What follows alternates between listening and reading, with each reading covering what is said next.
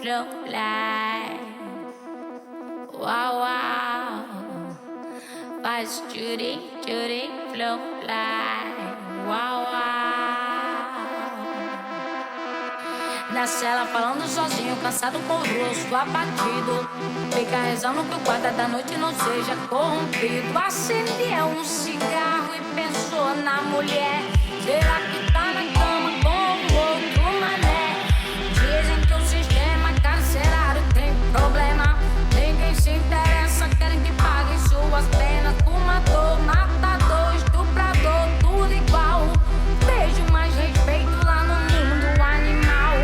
Culpa do sistema que não quer aceitar. Alô, a meus amigos que estão na cela. Culpa do sistema que não quer aceitar.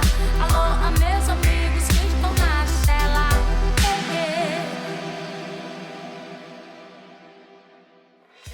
Donc les PEP 42, nous sommes une association type 1920. Cette association est née en 1920, au lendemain de la Première Guerre mondiale, pour venir en aide aux petites victimes collatérales de la Première Guerre mondiale, plus d'1 million d'orphelins.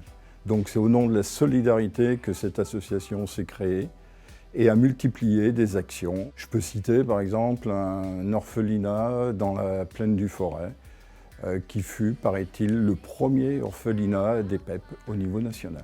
Donc solidarité, égalité, citoyenneté sont les valeurs qui nous animent.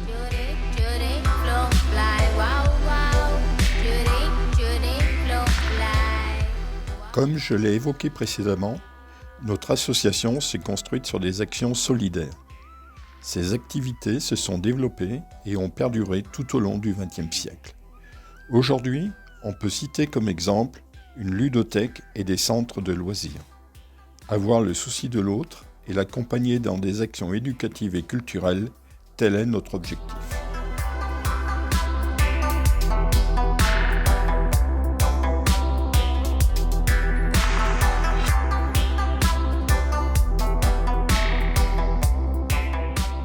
Le centre de loisirs Aretha Franklin, ça fera 3 ans en juillet qu'il existe. Et donc du coup, on a pu ouvrir notre centre de loisirs en juillet 2018. Et du coup, nous proposons des activités pédagogiques, loisirs, ludiques, culturelles auprès des enfants de 3 à 12 ans pour le quartier de Montrénaud. On a pris parti en fait sur notre centre de loisirs que toutes les sorties sont des sorties culturelles et des sorties ludiques. Il faut que l'enfant puisse avoir du divertissement, du loisir, mais aussi apprendre quelque chose. Donc du coup, on vise plutôt tout ce qui est sortie en ferme pédagogique, visite de château, etc. On fait bien entendu de la baignade, de la détente et des choses comme ça, mais on essaye toujours d'allier l'apprentissage au jeu. Donc vraiment viser la chose ludique. Moi, il y a 2 choses. La première, c'est que je travaille, donc forcément, des fois, j'ai besoin de le faire garder. Et la deuxième, c'est pour l'occupation. Il a besoin d'être occupé et de rester le mercredi après-midi à la maison. Des fois, je ne peux pas tout le temps le sortir, on fait d'autres choses. Donc, il a besoin d'être occupé et au centre, on trouve ses occupations. On était les premiers installés ici avec le centre de loisirs ordinaire. Et du coup, depuis 2 ans, le centre des loisirs Les Coquelicots pour enfants en situation de TSA nous a rejoints. Ils ont un espace qui leur est dédié à l'étage. Ils ont 3 salles.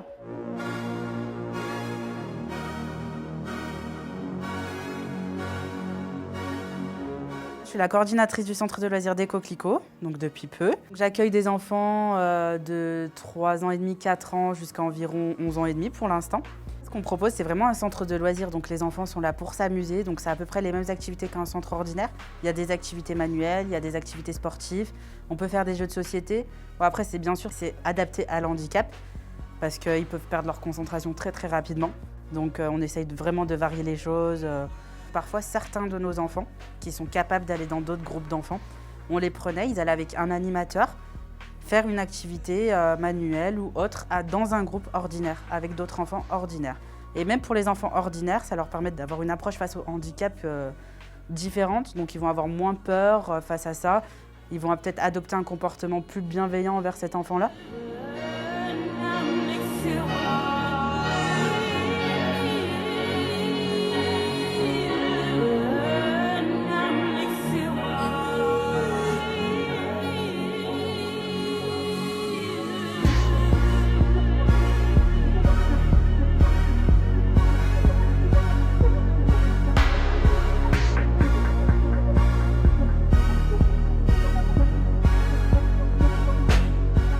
Bonjour, je suis la maman de Jenna, 2 ans et demi.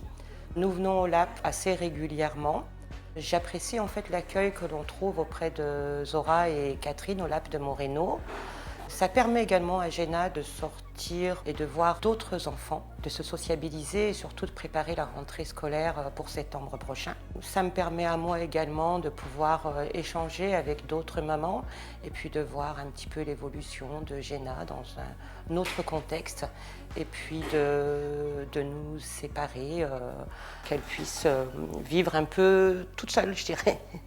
Et le fait de venir au LAP, elle rencontre d'autres enfants, elle joue. Et c'est important en fait d'évoluer avec d'autres enfants.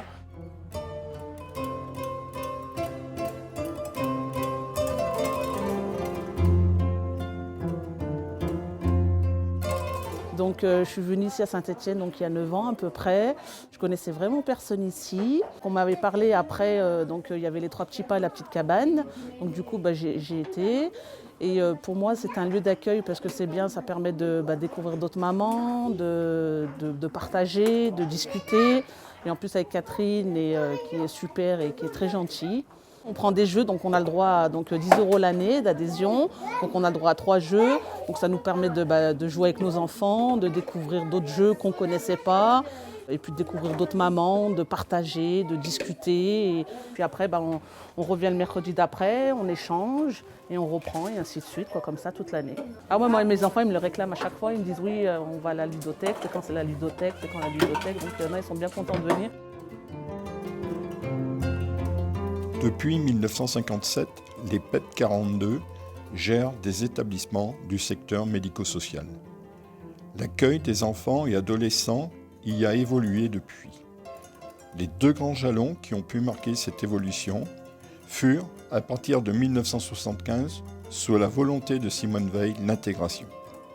Puis, dans les années 2000, l'inclusion, qui se prolonge aujourd'hui par des actions en milieu ordinaire, quel que soit l'âge de l'individu et quel que soit son handicap.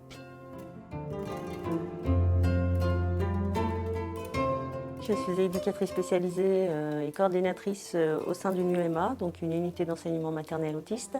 On est situé sur la commune de Montbrison, dans l'école maternelle de Beauregard, depuis novembre 2020. Nos missions, en fait, c'est d'accompagner au plus précocement les enfants dans l'inclusion. Donc, l'éducatif et le thérapeutique qui va soutenir l'apprentissage scolaire et l'autonomie. Donc, nous allons pouvoir mettre en place des outils de communication et d'apprentissage adaptés à la singularité de chaque enfant.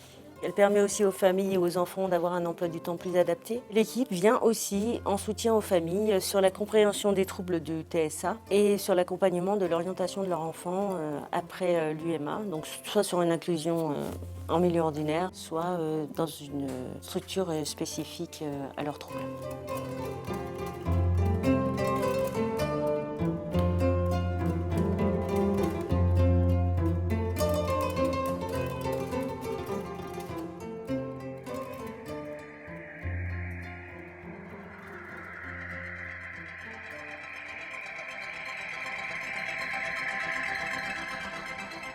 Je m'appelle Maria, j'aime bien être au lycée que l'IM.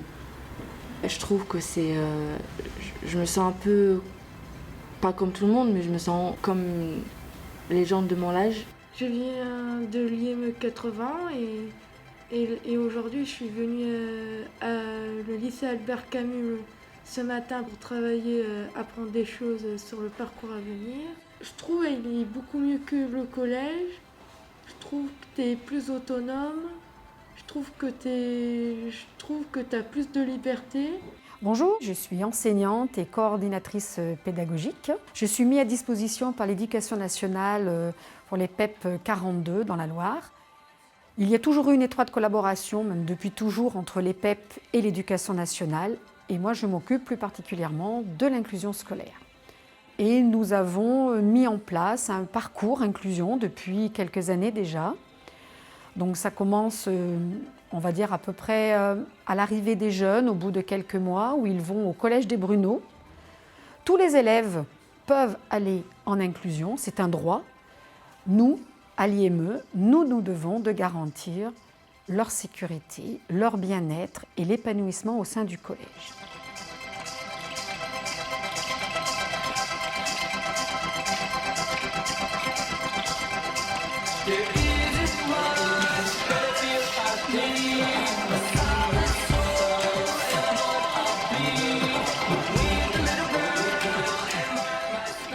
la classe externalisée, on arrive en début d'année, c'est vrai qu'on fait en sorte de travailler beaucoup la posture d'élève. C'est très important en fait que chaque jeune puisse avoir une posture d'élève. Malgré leurs troubles du comportement, on essaye de faire en sorte qu'ils soient dans un cadre. Et c'est vrai que là, c'est une réussite, cette classe. Le but, c'est aussi une inclusion sociale, donc ils participent aux récréations, aux pauses. On mange également au self. Donc ça leur permet de participer au groupe de l'EREA, de faire des rencontres et de pouvoir se sociabiliser en fait.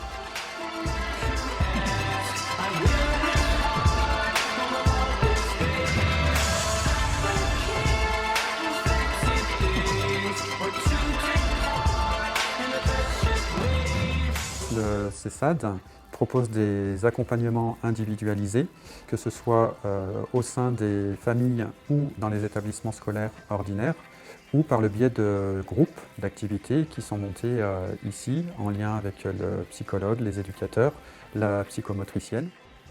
Le service du S3AS est un service de déficient visuel. Le service proposé est identique à celui du CESAD avec la spécificité déficience visuelle. Donc sur les accompagnements individuels, des accompagnements en groupe, des accompagnements plus spécifiques avec un enseignant spécialisé, avec une orthoptiste, également d'autres fonctions support. Et puis nous venons aussi en étayage d'équipes éducatives du milieu ordinaire pour sensibiliser les enseignants à la déficience visuelle dans laquelle un des jeunes que nous accompagnons se trouve. Et puis nous pouvons aussi proposer ces étayages aux élèves de la classe.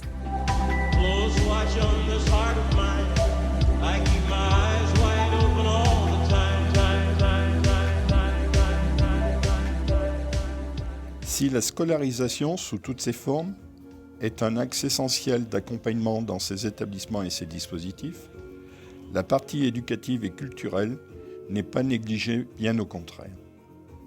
Nos professionnels sont toujours à la recherche de projets originaux, motivants, enrichissants et ouverts sur le monde qui nous entoure. Ainsi, aider nos usagers à s'exprimer et aller à la rencontre de l'autre est un élément essentiel de notre projet au PEP 42.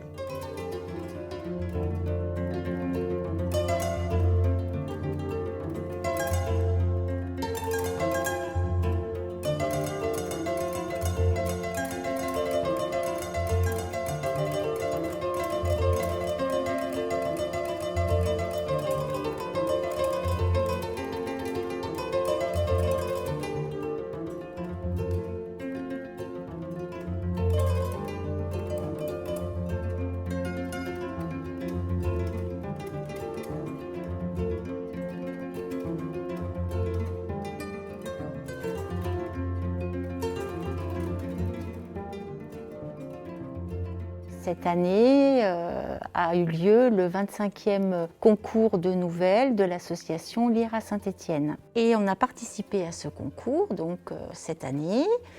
Les élèves ont été primés. Ils ont écrit une jolie petite nouvelle qui est Panique à l'hôpital d'Atlanta. L'objectif de cette classe externalisée, c'est vrai que c'est que nos jeunes de l'ITEP en fait, participent à un groupe classe et qu'ils se sentent appartenir à un groupe. Et le fait d'avoir fait ce travail ensemble, ça permet aussi de leur montrer qu'ils sont capables d'aboutir à des projets, de réussir aussi des projets. Ils ont été primés.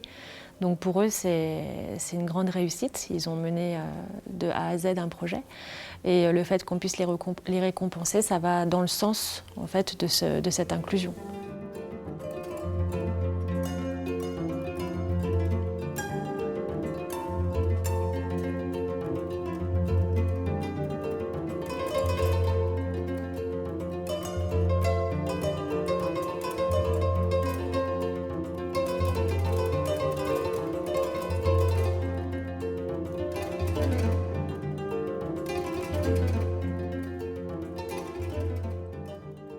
Donc on avait contacté le collège Pierre Joannon à Saint-Chamond, où il y avait 2 enseignants qui s'occupaient déjà d'une boutique solidaire qu'ils avaient montée avec des élèves du collège, qui fonctionnait bien, voilà. Et du coup, ce projet nous a interpellés par rapport aux actions qu'on peut mener sur l'IME avec nos jeunes, quoi. Et puis créer un projet de A à Z avec des jeunes sur la conception du projet, penser pourquoi on fait ça, à destination de qui, comment on peut mettre en place les choses. Donc tout ça, on a vraiment tout imaginé de A à Z avec les jeunes. Et c'est eux qui ont apporté toutes les idées en fait. Nous, on les a juste aidés à mettre en place.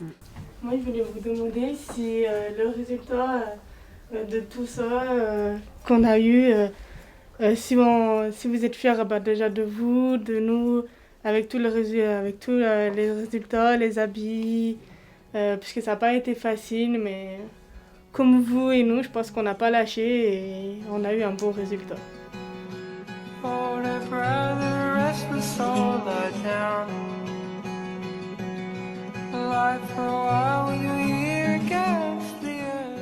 Le partenariat avec la résidence Domitis a débuté à la création du DAI en septembre 2018. Des séances régulières se sont mises en place tous les mercredis après-midi dans le cadre des activités extrascolaires. Donc nous allons soit à la résidence jouer à des jeux de société, soit les résidents de Domitis viennent au DAI et donc nous partageons des activités cuisine, des activités d'art manuel. Donc ils sont complètement intégrés dans le cadre du DAI. Le lien avec des personnes âgées leur permettent de parler de leurs propres histoires, d'avoir un échange intergénérationnel. Donc les enfants comme les résidents attendent avec impatience ces rencontres hebdomadaires et résidents comme enfants sont dans l'attente de se revoir.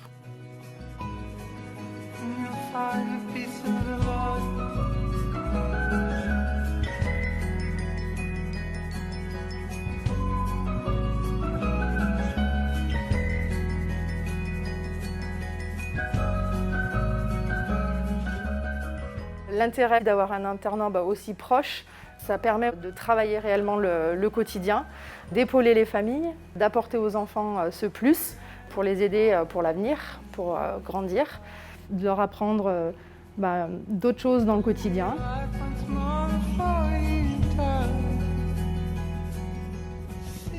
L'accompagnement des jeunes évolue évidemment avec l'âge. Le plus tôt possible, il faut envisager et anticiper l'après-vie scolaire. Au PEP 42, on tente de répondre et d'apporter des solutions adaptées en partenariat avec d'autres dispositifs pertinents.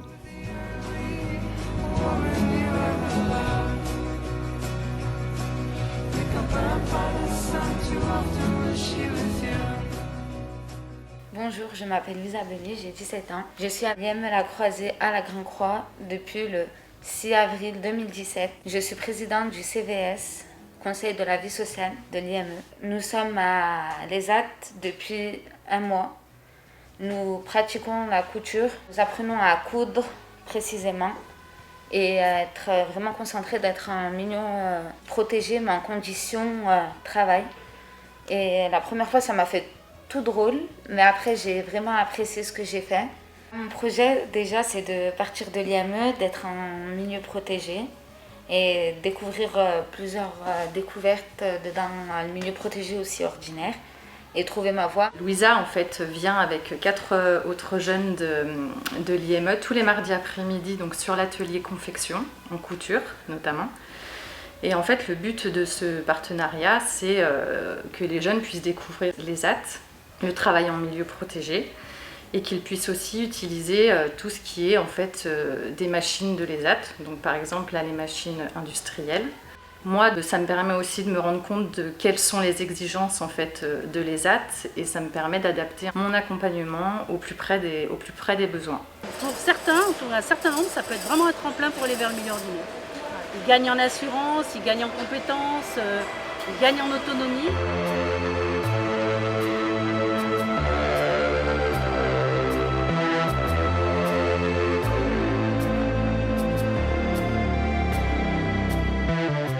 Ça va faire 4 ans que je fréquente les SAD professionnels. À la base, j'étais en CAP tapissier décoration. J'ai obtenu mon CAP et ensuite ça m'a pas plu. Enfin, je me voyais pas poursuivre là-dedans. Du coup, je me suis orientée dans l'animation et là actuellement, je fais des démarches pour avoir une formation qualifiante, mais dans le social et l'animation. Je suis en lien avec mes éducateurs plusieurs fois par semaine. Enfin, ils me suivent tout au long de l'année. Je peux les appeler quand j'ai un problème ou ils peuvent m'appeler pour savoir où j'en suis. Et puis des fois, on fait souvent des entretiens pour savoir où on en est et quand on va se revoir. Et puis ils m'aident beaucoup pour me booster, enfin ils nous boostent beaucoup des fois quand on a des coups de mou. Alors en fil actif sur l'année, on est à 21 jeunes.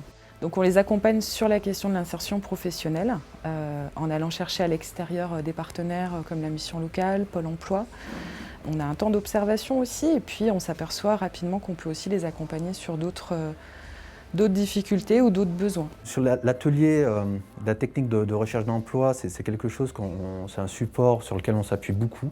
On essaie de leur apporter ce bagage qui est central en tous les cas, qui est très important.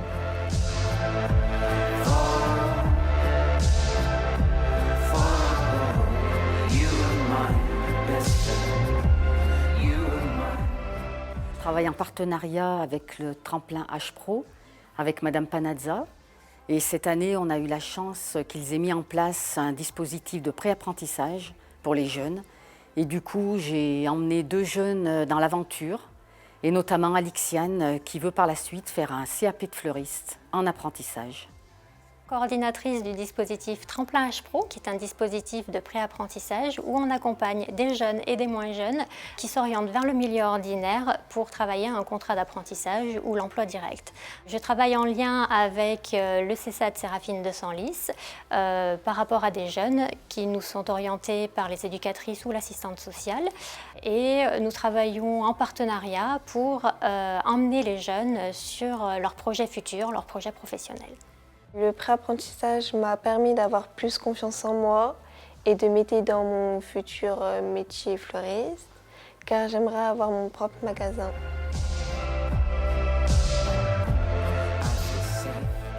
Notre accompagnement de l'adulte en situation de handicap se poursuit, quel que soit son âge. Autonomie sur son lieu de travail, autonomie dans ses loisirs, autonomie dans son logement sont nos préoccupations premières et alimente en permanence nos réflexions. Au PEP 42, nous savons que nous n'avons pas le droit de ne pas y arriver, et ce, quel que soit le type de handicap.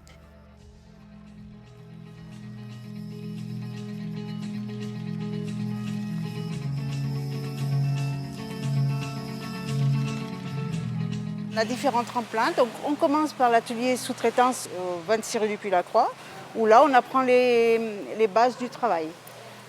Et après, on peut faire également des espaces verts. Et quand on se sent prêt, on vient dans des entreprises, en groupe, encadré par un moniteur, pour mettre à profit tout ce qu'on a appris. Je me présente, je suis Eric Caldi, donc le manager du service réception-gestion, et j'ai également à ma charge le service donc, reconditionnement où travaille la structure ESAT. Isidis travaille depuis pas mal d'années avec déjà la structure ESAT. Ça se passait bien depuis de nombreuses années. Nous avons continué à développer ce système-là avec plusieurs personnes, puisque maintenant la structure représente à peu près 14 personnes avec 2 éducateurs. Alors ici à Isidis, on gère le service de casse. Et la casse, il faut la traiter, et il ne faut pas tout jeter parce qu'il y a beaucoup de pertes après. Dans ce cas, on intervient. On récupère toute la casse, on nettoie, on trie, on dispatche et on reconditionne avant de remettre dans le réseau du stockage. On a eu des embauches et puis là on a 2 personnes qui sont en mise à disposition individuelle. Donc ça c'est des personnes qui gèrent leur temps seules. Pour moi c'est bien d'apprendre le métier Isidis parce que plus tard mon métier ça sera mise en rayon dans les magasins.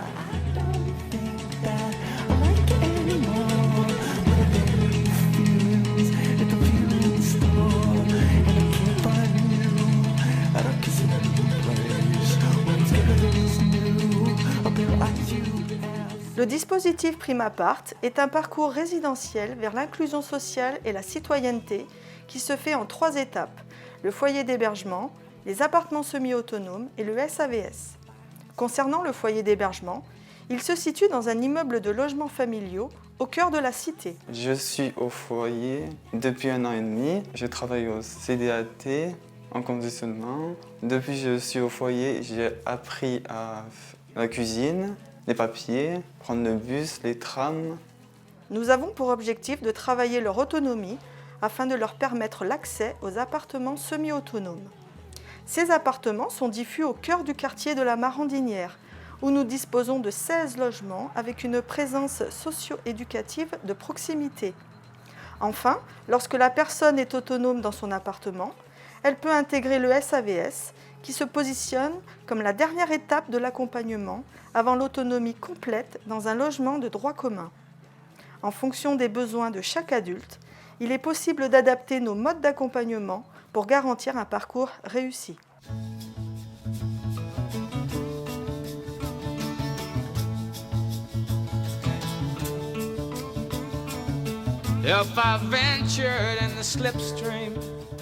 Nous travaillons pour le dispositif Dahlia qui accompagne au logement inclusif des adultes autistes. Donc c'est un dispositif qui accompagne 10 personnes à l'accès au logement et au maintien au logement autonome dans la ville.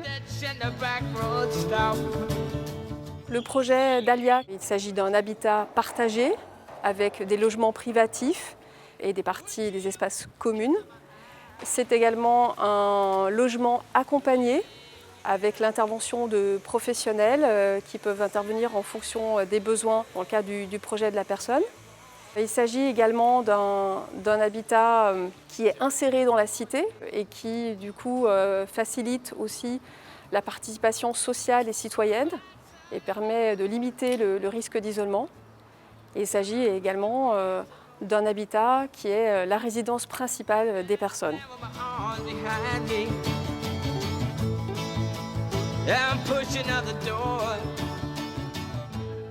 Dire que les PEP 42 fêtent leurs 100 ans, ça peut paraître un petit peu vieillissant, un petit peu désuet, mais c'est au contraire le signe d'une vraie vitalité de l'association qui, portée par ses militants, ses bénévoles, ont su traverser plus d'un siècle d'histoire dans la Loire pour proposer, dans le droit fil de ces valeurs fortes du mouvement de la FGPEP, porter des actions, des activités sur les territoires pour répondre au plus près des besoins des familles, des publics et proposer par l'intervention de professionnels qualifiés des activités adaptées aux besoins.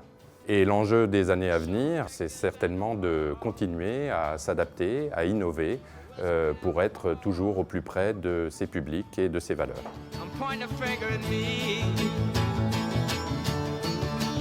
Hey, you